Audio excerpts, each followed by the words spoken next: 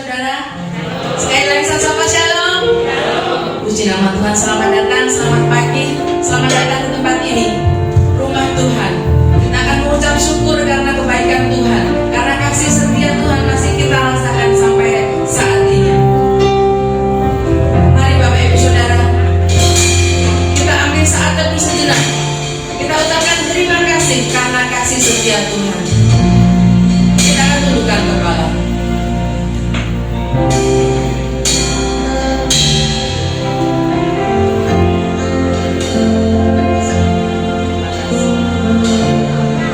Terima kasih Tuhan.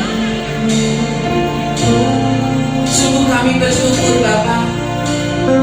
Pagi ini Tuhan, hari yang baru, nafas yang baru bagi kami. Ini semua karena kebaikan-Mu Bapa. Kasih setiamu Tuhan sungguh sempurna. Untuk itu Tuhan, pagi ini Bapa, kami menghadap kehadiran-Mu untuk merendahkan diri kami, untuk memuji dan memuliakan nama-Mu Tuhan. Urapi setiap kami Bapa.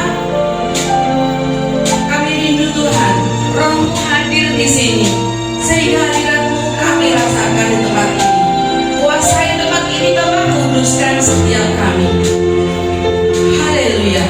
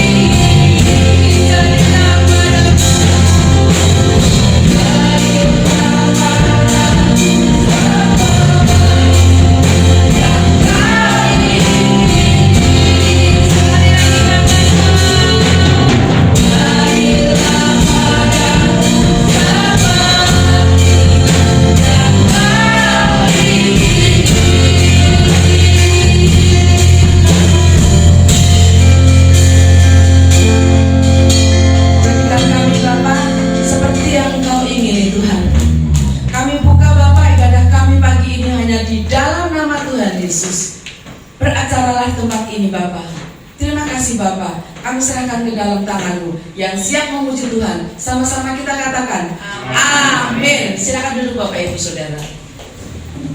Seputih bulu domba.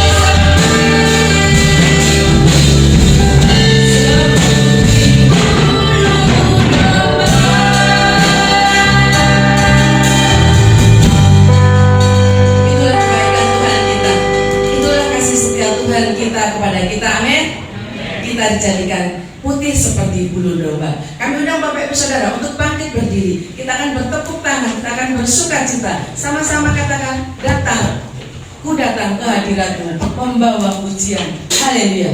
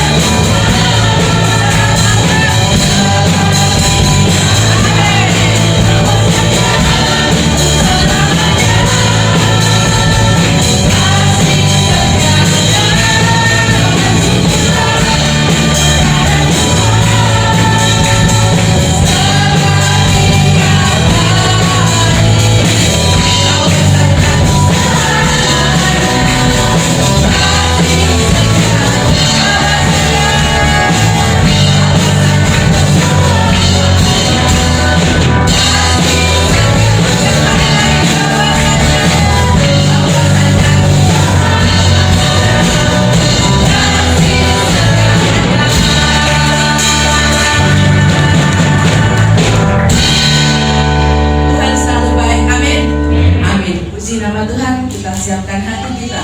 Kita akan ditaburi firman Tuhan pada pagi hari ini. Biarlah melalui firman Tuhan kita akan dikuatkan semua jemaat di tempat ini. Haleluya. Bila kau rasa gelisah di hatimu, bila kelam kabut tak menentu hidup,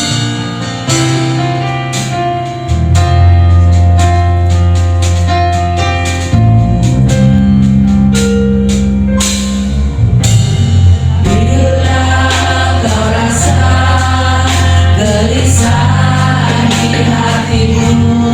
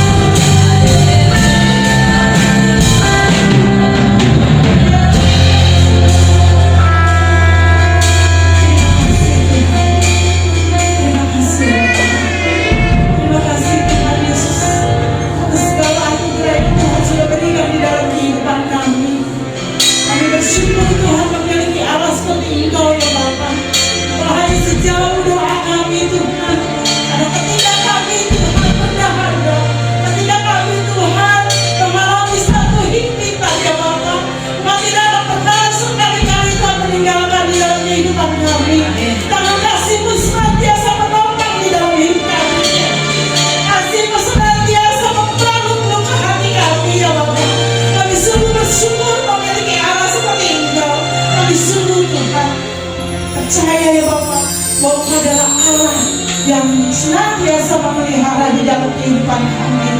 Kami bersyukur ya Bapak atas semua yang telah Engkau berikan dalam hidup kami, sehingga pada pagi hari ini kami dapat memuji dan memuliakan nama-Mu. Kami dapat bersorak-sorai yang Tuhan meninggikan Engkau. Ini semua semata-mata oleh karena kasih-Mu. Terima kasih Bapak di surga. Biarlah Tuhan melalui kebenaran firman yang akan kami pelajari bersama-sama, kami dapat Tuhan mengambil satu makna yang terindah di dalam hidup kami. Apa yang akan kami lakukan ketika kami berada di dalam satu pergumulan, karena kami tahu dan percaya Tuhan, ketika kami berseru kepadamu, Engkau ada bersama-sama dengan kami. Kuasai hamba-Mu Tuhan, kuasai mulut dan lidahnya, kuasai hatinya, sehingga Tuhan bukan kehendaknya melainkan kehendak-Mu, sehingga semua kami yang hadir pada saat ini, seluruh sidang jemaat-Mu, mendapatkan berkat oleh karena kasih setia-Mu. Terima kasih Bapak di surga. Kami sambut kebenaran firman-Mu hanya di dalam nama Tuhan Yesus Kristus. Setiap kita yang percaya, kita katakan amin. Selamat dulu. Puji Tuhan, saudara yang kasih Tuhan, kalau pada pagi hari ini kita dapat bersama-sama memuliakan nama Tuhan, bersorak-sorai, mengagungkan Tuhan. Ini semua oleh karena kasih yang Tuhan sudah berikan di dalam kehidupan kita. Tema renungan kita pada pagi hari ini adalah makna doa Yesus di Getsemani, yang terdapat di dalam Lukas pasal yang ke-22 ayat yang ke-39 sampai 46. Lukas pasal yang ke-22 ayat yang ke-39 sampai 46, demikian bunyi firman Tuhan. Di tangan Getsemani. Lalu pergilah Yesus keluar kota, dan sebagaimana biasa ia menuju Bukit Zaitun. Murid-muridnya juga mengikuti dia. Setelah tiba di tempat itu, ia berkata kepada mereka, "Berdoalah supaya kamu jangan jatuh ke dalam pencobaan." Kemudian ia menjauhkan diri dari mereka kira-kira selempar batu jaraknya. Lalu ia berlutut dan berdoa, katanya, "Ya Bapakku, jika Engkau mau, ambillah cawan ini daripadaku. Tetapi bukanlah kehendakku, melainkan kehendak-Mu lah yang terjadi." Maka seorang malaikat dari langit menampakkan diri kepadanya untuk memberi kekuatan kepadanya. Ia sangat ketakutan dan makin bersungguh-sungguh berdoa. Keluhnya menjadi seperti titik-titik darah yang bertetesan ke tanah. Lalu ia bangkit dari doanya dan kembali kepada murid-muridnya, tetapi ia mendapati mereka sedang tidur karena duka cita. Katanya kepada mereka, "Mengapa kamu tidur? Bangunlah dan berdoalah, supaya kamu jangan jatuh ke dalam pencobaan." Amin untuk kebenaran firman Tuhan. Saudara yang kasih oleh Tuhan, kalau pada saat ini minggu lalu kita telah disuguhkan satu makanan rohani tentang bagaimana Tuhan mengadakan satu percakapan perjamuan, tanda perpisahan kepada murid-muridnya. Dan pada saat ini Yesus juga mengajak pada murid-muridnya, khususnya ketiga murid, yaitu Petrus, Yakobus, dan Yohanes. Mereka diajak oleh Tuhan Yesus ke Taman Getsemani, yaitu taman di mana Yesus lakukan untuk dia bergumul. Saudara kasih oleh Tuhan, kalau kita memakai kacamata keilahian Yesus, sepertinya harusnya Yesus tidak melakukan yang namanya pergumulan. Karena apa? Karena dia adalah Allah yang berkuasa. Dia mampu untuk dapat menghardik angin badai. Dia mampu untuk menyembuhkan orang yang sakit, buta. Dia mampu untuk dapat membangkitkan orang yang mati. Segala sesuatu dia dapat lakukan. Tetapi saudara yang kasih oleh Tuhan, melalui pergumulan yang Yesus lakukan di Getsemani ini, memberikan sesuatu hal di dalam kehidupan kita, ya, satu pelajaran bahwa di pihak lain dari keilahian Yesus, dia juga adalah manusia. Manusia yang cenderung memiliki satu yang memiliki satu yang namanya kelebihan, tetapi juga banyak sesuatu hal yang memerlukan ketergantungan kepada penciptanya. Oleh sebab itu, saudara kasih oleh Tuhan, pada saat ini kita berdoa atau kita berbicara tentang doa. Kenapa Yesus melakukan doa? Tadi saya katakan kalau kita lihat dari tinjau dari keilahian Yesus, ya, dikatakan dia adalah orang yang hebat, orang yang tidak memerlukan. Tetapi saudara kasih Tuhan, Yesus ingin mengajarkan di dalam kehidupan kita bahwa sehebat-hebatnya orang, saudara kasih Tuhan, sehebat-hebatnya, sepandai-pandainya orang, atau memiliki jabatan tinggi, mungkin memiliki kekuasaan, tapi dia masih memiliki yang namanya kelemahan. Oleh sebab itu Yesus mengajar di dalam kehidupan kita untuk kita meminta satu kekuatan, yaitu melalui doa. Doa adalah nafas hidup orang percaya. Saudara bisa lihat gambar ya, daripada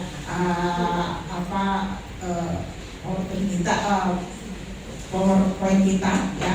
Bagaimana pada saat itu ada pernapasan, ya, pernapasan kita. Mungkin bagi saudara yang punya sakit asma atau punya sakit jantung, ya, pernah yang namanya mengalami sesak napas, ya, atau sakit paru-paru, pernah yang mengalami namanya sesak napas. Ya. Saudara, kalau saudara mengalami sesak napas, berarti adanya penyumbatan atau adanya penyempitan di dalam saluran pernapasan kita yang membuat kita ini tidak bisa bernapas lega, ya. Membuat kita ini sesak. Rasanya kalau kita lagi sedang sesak, saudara, itu akan menyumbat di dalam kehidupan kita. Mungkin kita akan keluar keringat dingin, ya. Kita akan panik, kita akan takut, ya. Karena saya pernah mengalami itu, karena saya memiliki sakit asma. Ketika saya mengalami sesak napas, yang ada di benak saya ada, aduh Tuhan, udah deh, saya lewat deh, ya, saudara. Pastinya kita akan mencari yang namanya apa? Udara segar, ya, yang bisa memberikan di dalam kehidupan kita, ya, khususnya di dalam kehidupan saya. Saya akan angkat tangan saya, ya, ke atas, ke bawah, ya, tarik napas, buang napas, tarik napas, buang napas, agar pernapasan saya ini yang tadinya menyempit itu bisa agak longgar. Ketika saluran pernapasan saya agak longgar, ya, saya tentunya akan cepat-cepat antisipasi dengan meminum obat, ya, meminum obat yang agar pernapasan saya bisa lega. Ya, kalau saya mungkin cocok dengan namanya asmasolon, ya, yang bisa atau mengatur pernapasan saya untuk saya lebih rendah lagi, lebih santai lagi, lebih enak lagi. Ya, saya minum itu. Sesudah itu saya istirahat, lalu saya bisa bernapas dengan baik. Ya. Begitu pula di dalam kehidupan kita, di dalam doa kita kepada Tuhan. Hubungan kita kepada Tuhan, ya, seringkali mungkin terhambat. Ya. Ada satu penyempitan, ya, yang membuat mungkin kita menjadi gelisah, membuat kita mungkin menjadi takut, membuat di dalam kehidupan kita menjadi cemas, ya, khawatir yang berlebihan di dalam kehidupan kita. Ya. Sehingga saudara yang kasih oleh Tuhan, napas hidup di dalam kehidupan rohani kita itu sangat penting. Mengapa saudara dikatakan doa adalah napas hidup orang percaya? Yang pertama, karena doa adalah sarana komunikasi kita antara kita dengan Allah. Ya. Seorang atau sebuah keluarga, seorang ayah, ibu, anak, ya, dia akan mengenal dalam lingkungan keluarganya, ya, apa kesukaan anaknya. Misalnya seorang ibu lah, khususnya kebanyakan ibu yang lebih cenderung tahu apa yang diingini anaknya. Ya, karena apa? Karena ibu itu biasanya lebih peka, karena mungkin ada di rumah dan mungkin ikatan batin yang kuat antara anak dan orang ibu itu akan lebih terjalin lah daripada suami, ya. Karena apa? Karena suami mungkin lebih fokus untuk mencari nafkah. Tapi kalau ibu walaupun mencari nafkah, dia masih tetap memikirkan bagaimana tumbuh kembang anak di dalam kehidupan anak ini. Ya, tentunya kalau dia baru lahir nggak mungkin dong ya anaknya langsung dikasih bubur, ya nggak mungkin. Pasti dikasih ASI, ya, dari ASI dia menajak 6 bulan dikasih apa namanya promina dan lain-lain. Sudah mungkin menginjak 8 bulan dia akan dikasih ya boleh dikatakan asitin dan lain-lain. Sehingga hubungan antara ibu dan anak itu akan lebih mudah untuk terjalin. Dari rawan muka seorang ibu mungkin lebih tahu. Misalnya anaknya ini lagi cemberut ya atau lagi pusing, dia akan lebih tahu daripada seorang bapak. Ya. Apalagi kalau misalnya bapaknya nggak pernah komunikasi. Ya. Ibu yang tidak pernah komunikasi pun tidak akan pernah tahu apa yang akan atau apa yang sedang dialami di dalam kehidupannya. Jadi di dalam kehidupan kita berkeluarga, komunikasi itu sangat penting sekali. Karena apa? Karena di dalam komunikasi itu kita bisa tahu, kita bisa bercakap-cakap, kita bisa mencurahkan isi hati kita satu dengan yang lain. Ya, bagaimana kita tahu apa yang menjadi keinginannya, apa yang menjadi kerinduannya, apa yang menjadi beban hidupnya. Kalau kita nggak pernah berkomunikasi. Ya. Makanya ada satu ungkapan mengatakan ya pemulihan itu terjadi karena ada komunikasi yang baik di dalam satu keluarga. Nah, oleh sebab itu saudara yang kasih oleh Tuhan, doa merupakan sarana komunikasi kita dengan Allah. Kalau kita tidak pernah berkomunikasi dengan Allah, bagaimana mungkin kita bisa ya mengerti apa yang Allah ingin nyatakan di dalam kehidupan kita, apa yang Allah ingin atau inginkan di dalam kehidupan kita. Yesus memberi contoh di dalam Markus pasal yang pertama ayat yang ke-35 dikatakan, pagi-pagi benar waktu hari masih gelap, ia bangun dan pergi keluar, ia pergi ke tempat yang sunyi dan berdoa di sana. Ya. Yesus tidak hanya mengajar atau Yesus tidak hanya memberitahu bahwa doa adalah sarana komunikasi kita dengan Allah, tetapi Yesus lebih mempraktekkan di dalam kehidupannya. Karena apa? Karena tugas yang Yesus beban di dalam kehidupannya itu bukan merupakan satu tugas yang gampang. Menyelamatkan orang, menyelamatkan dunia yang penuh dengan dosa itu bukan merupakan sesuatu pekerjaan yang gampang. Karena apa, saudara? Orang yang sudah berada di dalam satu kehidupan dosa, untuk dia itu bertobat, itu merupakan satu perjuangan yang berat. Ya, misalnya seorang yang suka mabok-mabokan atau minum-minuman keras, ya, untuk dia berhenti, jangankan minuman keras, kan merokok aja. Ya. Orang merokok misalnya disuruh berhenti, nggak bisa dia langsung berhenti. Saat itu dia ngomong, oke, saya berhenti. Pasti ada godaan, dan itu perlu perjuangan. Kalau misalnya dia tidak mau berjuang, ya dia tidak akan pernah berhenti untuk dia merokok atau yang lain-lain. Dan di dalam kehidupan kita pun demikian. Ya. Jadi kita perlu adanya satu hal yang harus kita nyatakan di dalam kehidupan kita kepada Tuhan. Tempat doa itu tempat kita mencurahkan isi hati kita. Ya. Salah satu contoh di dalam Perjanjian Lama adalah Hana. Ketika dia dinyatakan mandul, dia diejek dengan istri kedua dari suaminya. Pada saat itu dia menangis sampai dikatakan seperti orang yang kumat kamit, tidak mampu lagi dia untuk mengutarakan segala isi hatinya di hadapan Allah. Dia curhat kepada Tuhan, walaupun pada saat itu mungkin dia dianggap sudah begini. Tetapi saudara yang kasih, itulah tempat dia curahkan isi hatinya.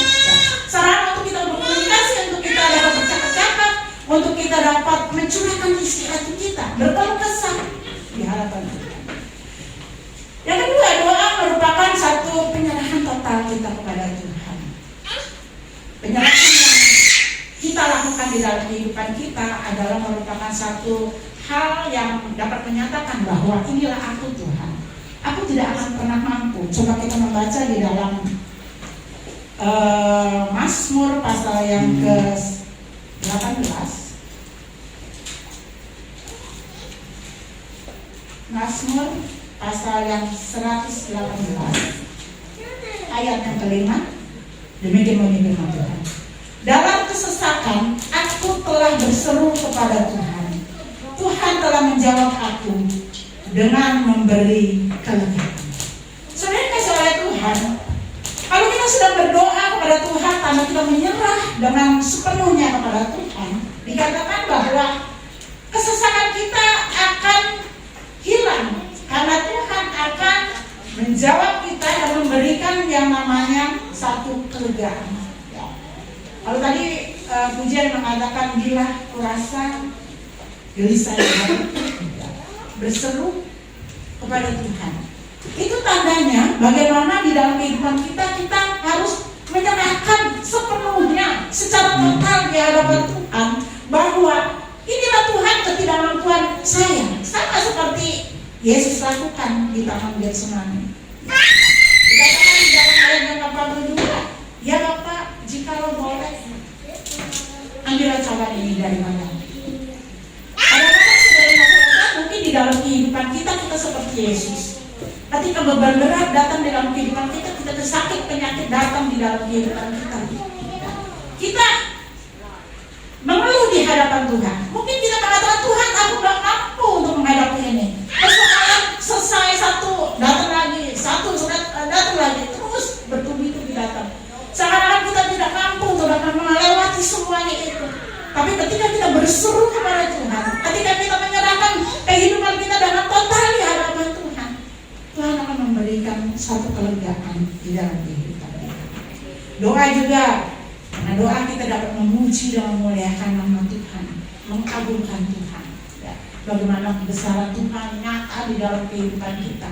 Dengan doa kita dapat memuliakan Tuhan, kita dapat menyembah Tuhan. Ya, mungkin saat pagi sebelum kita melakukan aktivitas kita berdoa kepada Tuhan. Mungkin saat siang ketika kita sedang ibu-ibu rumah tangga mungkin sedang istirahat, dia berdoa kepada Tuhan. Mungkin saat malam dia mengajak seisi rumahnya untuk dia berdoa kepada Tuhan. Ya, itu dia dapat menyerahkan atau dia dapat memuji nama Tuhan. Terima kasih Tuhan atas segala sesuatu yang Engkau berikan di dalam kehidupan kita. Segala sesuatu yang Engkau berikan di dalam kehidupan aku. Ya, maka ada satu pujian yang mengatakan, aku memuji kebesaran-Mu. Ajaib Tuhan, ajaib. Saudara, kalau kita menyanyikan pujian dari hati kita, melalui doa kita, mungkin doa yang melalui pujian kita, ya. Hanya mungkin pujian itu tidak banyak atau tidak panjang, ya. Dan masuk pujian yang tadi saya katakan, aku memuji kebesaran-Mu. Ajaib Tuhan, ajaib Tuhan. Dan kita dapat melihat bagaimana kebesaran Tuhan yang luar biasa ada di dalam kehidupan kita. Tuhan yang memelihara kita, dan pada saat mungkin kita terbangun dari tidur kita tidak bisa bernapas. Bagaimana? Hal apa yang akan terjadi dalam kehidupan kita? Orang menangis di depan kita, saudara, anak kita, mungkin suami kita menangis di depan kita tidak akan pernah mendengar. Kita tidak pernah akan merespon. Kenapa? Kita mati. Tetapi ketika kita hidup di dalam hubungan kita di hadapan Tuhan itu hidup, saudara.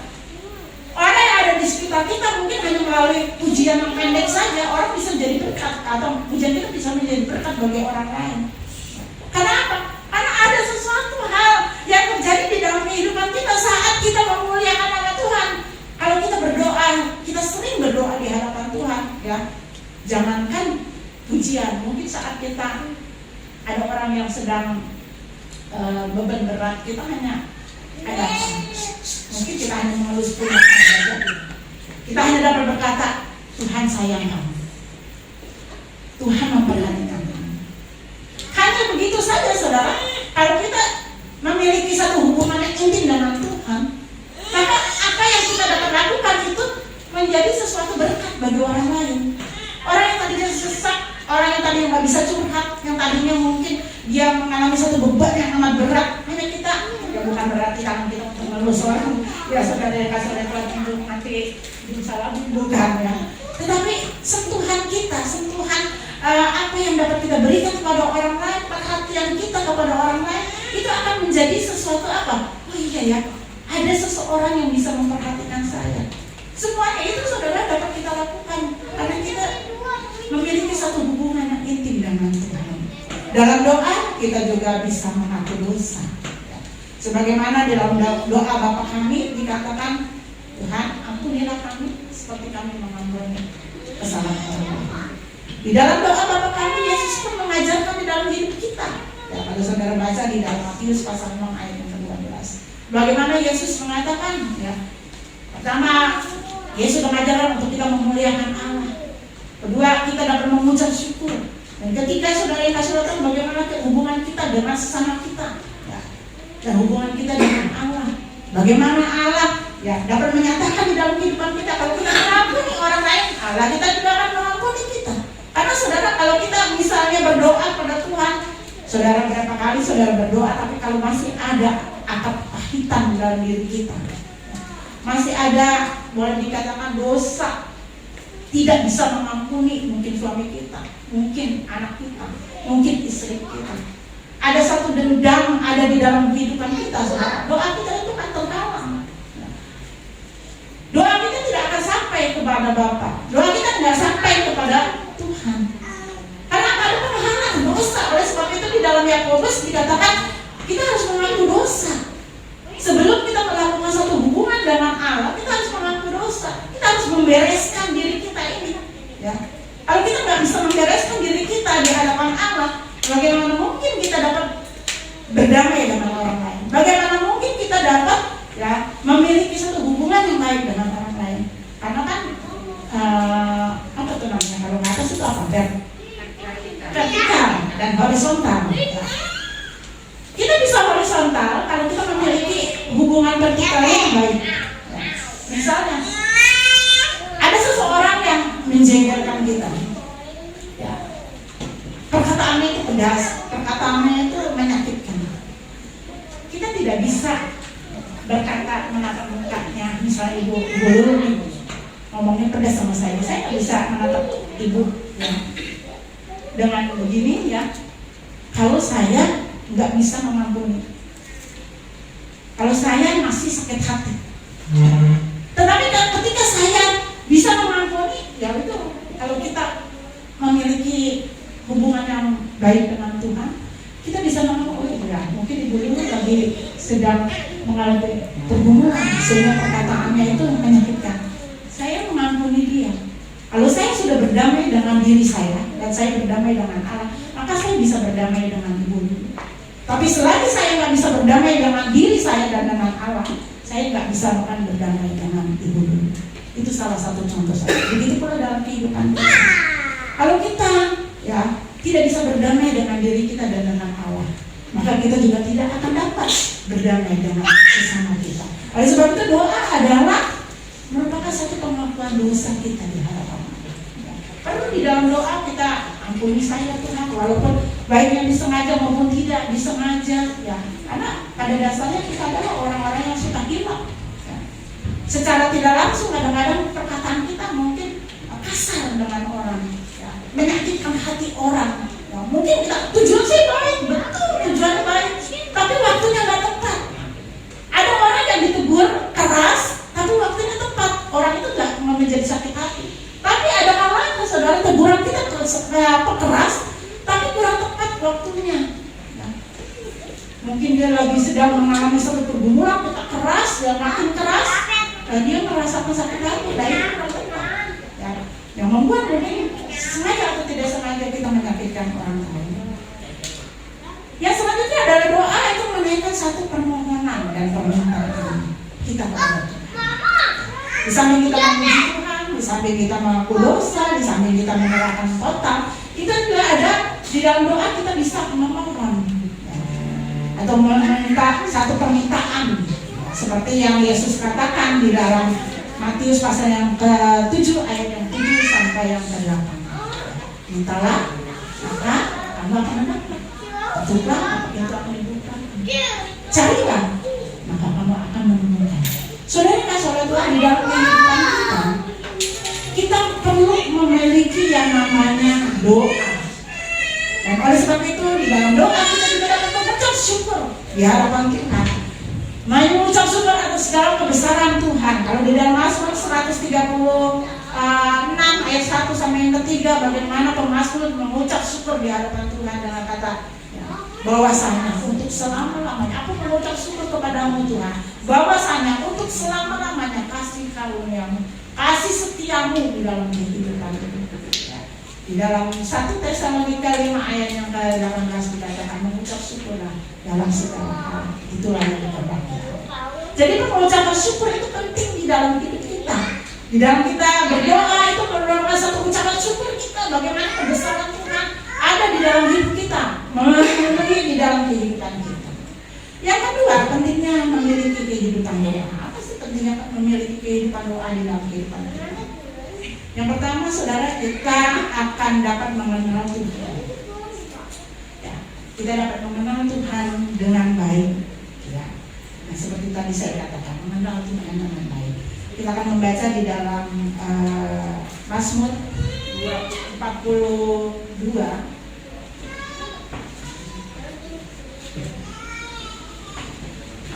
Mazmur 42.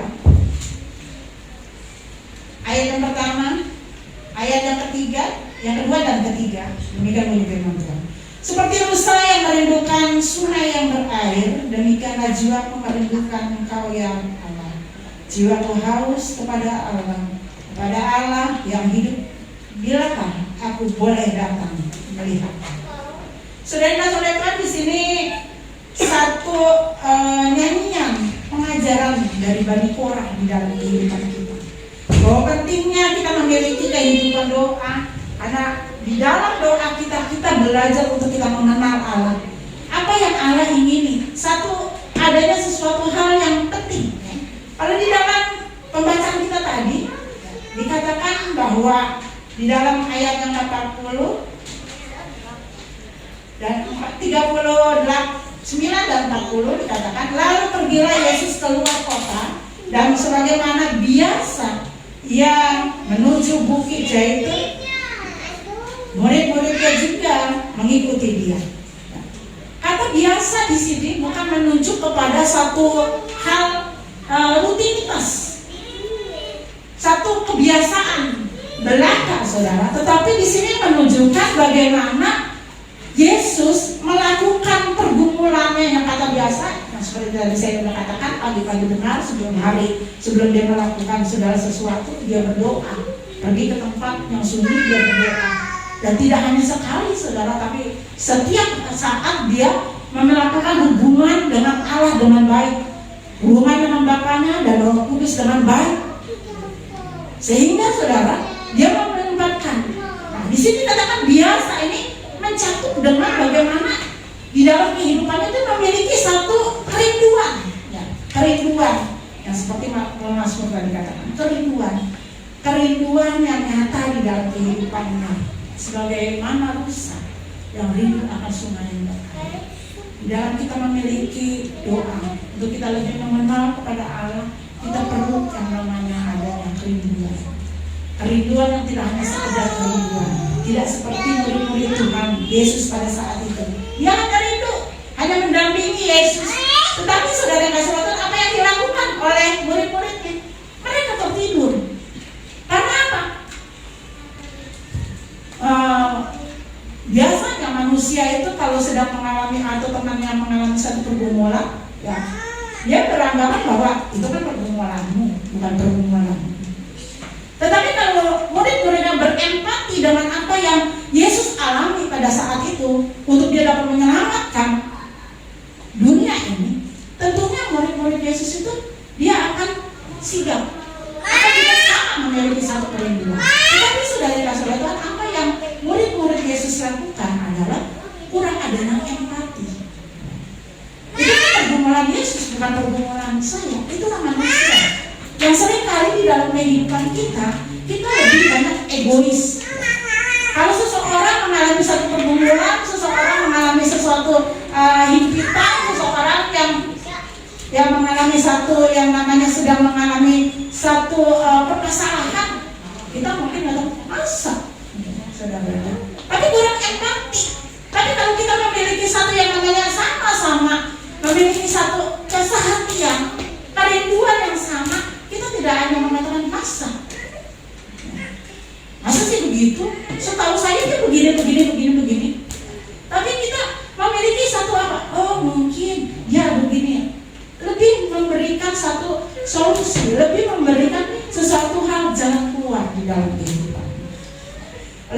saudara, hal yang kedua adalah doa merupakan satu kebutuhan rohani kita.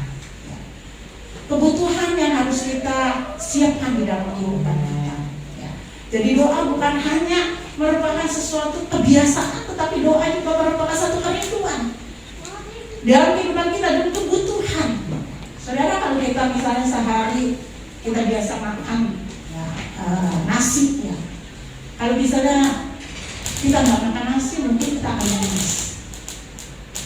Kecuali yang memang dia sudah vegetarian, ya, melakukan vegetarian, makannya hanya sayur-sayuran buah, ya. Pasti dia akan tahan. Tapi bagi kita yang tidak biasa vegetarian, mungkin kita akan lemas. Bagi orang-orang yang diet, dianjurkan mungkin makan buah, makan nasi siang aja, pagi makan ini buah, malam makan buah. Jadi badannya bisa stabil, badannya bisa balik. Saudara-saudara, tetapi kalau bisa kita nggak biasa melakukan hal seperti itu, saudara, kita tidak akan mampu untuk melakukannya. Kenapa? Doa merupakan satu kebutuhan rohani kita. Karena Allah katakan supaya kita tidak jatuh di dalam pencobaan. Pencobaan itu bisa datang kepada siapa saja. Karena di dalam Markus pasal yang ke-14 ayat yang ke-38 dikatakan, berjaga-jagalah dan berdoalah supaya kamu jangan jatuh ke dalam pencobaan. Roh memang penurut, tetapi daging lemah. Kita tahu bahwa kehidupan kita ini memiliki yang namanya kedagingan. Roh kita mungkin berkehendak, roh kita itu kuat, roh kita bisa strong. Tetapi saudara, kita perlu ingat bahwa kita memiliki kehidupan, yaitu daging kita yang cenderung untuk kita dapat melakukan akan hal-hal yang tidak Tuhan ingini dalam kehidupan kita. Kecenderung dalam kehidupan kita untuk kita jatuh di dalam dosa. Oleh sebab itu, jadikanlah doa itu menjadi satu kebutuhan kita, kebutuhan rohani kita, menjadi satu dasar dalam hidup kita. Karena ketika kita mendapat menyatakan bahwa doa merupakan satu kebutuhan kita, Tuhan pernah berkata di dalam Matius 11 ayat 28 sampai 30 dikatakan, ayat yang ke-28, datang pada Yesus, dia akan memberi kelegaan. Ayat yang ke-29, pikul aku yang Tuhan berikan, jiwamu akan mendapat ketenangan. Ayat yang ke-30 dikatakan, jika kita seturut dengan kehendak Allah, dikatakan beban kita akan ringan. Tiga hal itu yang perlu kita nyatakan di dalam hidup kita, bahwa doa yang Yesus ingini dalam kehidupan kita adalah doa yang menjadi nafas hidup kita, yang tadi saya sudah katakan. Dan doa juga harus menjadi sesuatu hal yang penting untuk kita lebih mengenal Allah kita, dan kita juga lebih untuk kita memiliki satu kebutuhan rohani kita. Karena kebutuhan kita ini ya tidak hanya jasmani, tetapi juga kebutuhan rohani kita penting di dalam kehidupan kita. Biarlah melalui apa yang Yesus nyatakan di dalam hidup kita, yang melalui pergumulan Yesus di Getsemani ini, menjadi satu tolak ukur di dalam kehidupan kita. Yesus mengajar supaya kita terus dapat memiliki komunikasi yang baik, agar kita tidak jatuh di dalam dosa, agar kita nanti dapat lebih lagi berjuang, kita lebih lagi untuk dapat menyenangkan Tuhan di dalam kehidupan kita. Biar melalui semuanya ini, kita akan menjadi anak-anak Tuhan yang senantiasa menang di dalam segala sesuatu dalam hidup kita. Amin. Untuk berdoa dengan Tuhan, kita akan naikkan satu pujian, kekuatan di hidupku ku dapat dari Yesus.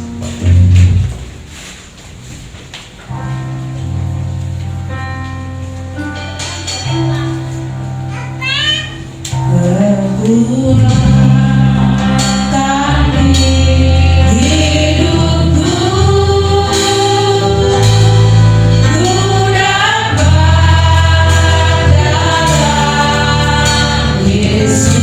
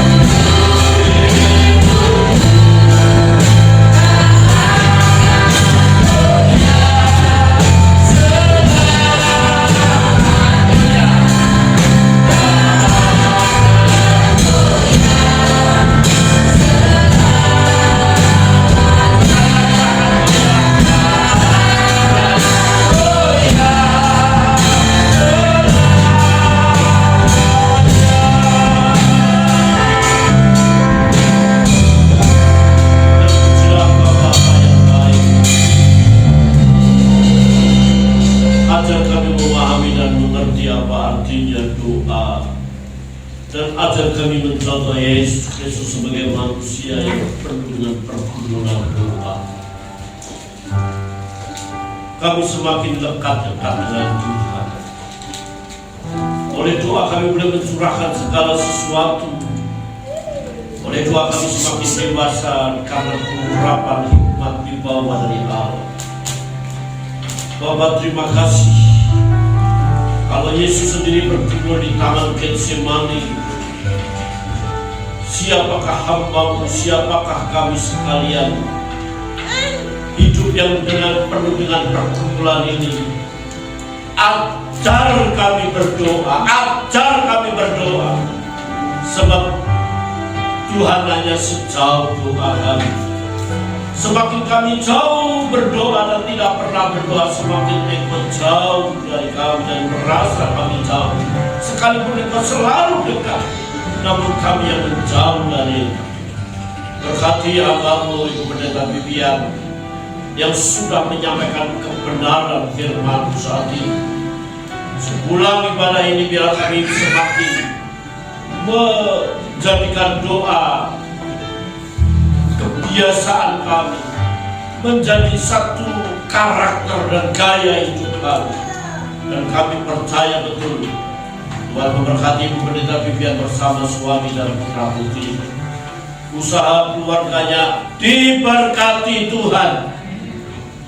Apapun yang dibutuhkan Tuhan cukup. Dan tetesan air mata doa-doanya naik di hadapan Tuhan, menggetarkan kerajaan surga, dan Tuhan turun dan mendengar doanya. Kami berdoa dengan kesehatan yang sempurna buat Ibu Pendeta Vivian khususnya dan seisi keluarganya. Hamba mengangkat tangan bagi jemaat Tuhan. Kiranya Tuhan memberkati setiap kami yang datang dengan berkat khusus.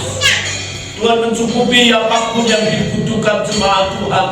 Mata pencarian jemaat Tuhan diberkati Allah. Dan bila sehari demi hari jemaat Tuhan semakin dekat dengan Tuhan. Jemaat yang sakit banyak ada di tempat ini ataupun yang ada di rumah. Doa kami di dalam nama Yesus Kristus, Tuhan jamah, Tuhan sembuhkan. Yang lemah Tuhan kuatkan, yang berkekurangan Tuhan cukupi dengan cara Tuhan. Dan biar Tuhan jemaat Tuhan yang jauh Tuhan tarik kembali dekat dengan Engkau. Yang udah kuat, yang udah cemas karena banyak yang kesulitan masalah, Tuhan berikan pengharapan baru. Allah tidak pernah meninggalkan. Bapak terima kasih. Kami juga berdoa buat anak-anak yang akan pada ujian sekolah akhir. Oh Tuhan, tolong agar mereka dapat menjelaskan tugas akhir mereka dengan baik, agar mereka bernaik ke jenjang berikutnya, baik ke SMP, baik ke SMA, maupun baik mereka yang akan kuliah. Oh Tuhan, kami percayakan jemaat Tuhan, jadikan mereka cerdas untuk mereka terus belajar dan belajar. Bapak terima kasih. Kami menyerahkan dengan program-program GBI lewat papan masini. Tuhan akan tolong baik Jumat Agung maupun Paskah yang sudah dekat, aksi sosial yang akan kami adakan. Ya Tuhan memberkati. Family gathering pada bulan Juli juga kami serahkan dalam tangan Tuhan. Ya Tuhan memberkati agar semua dapat berjalan dengan baik. Keberadaan gereja di tempat ini menjadi berkat bagi lingkungan di mana kami beribadah. Bapak terima kasih, berkati negeri ini dengan keamanan dan ketentraman. Sebab keamanan dan ketentraman, kesejahteraan negeri ini merupakan ketentraman dan kesejahteraan kami pula. Presiden kami Bapak Insinyur Joko Widodo, Tuhan memberkati dengan hikmat, marifat dari Allah untuk mengatur negeri ini sehingga semuanya dapat berjalan dengan baik, ketentraman semakin nyata, perekonomian semakin membaik. Bapak terima kasih. Sebelum jemaat Tuhan pulang, jemaat Tuhan akan memberi persembahan bagimu. Berkati persembahan umatmu agar persembahan ini berarti untuk pelayanan di tempat ini. Jemaat Tuhan tidak menjadi miskin dan berkekurangan. Jemaat Tuhan semakin diberkati. Bimbing kami pulang sampai rumah kami masing-masing selamat. Beberapa abang akan melayani di Villa Bekasi.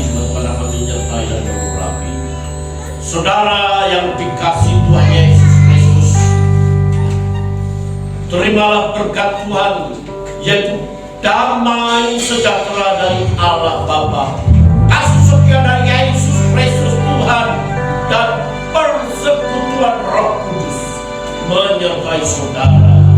Pagi ini sampai Maranatha.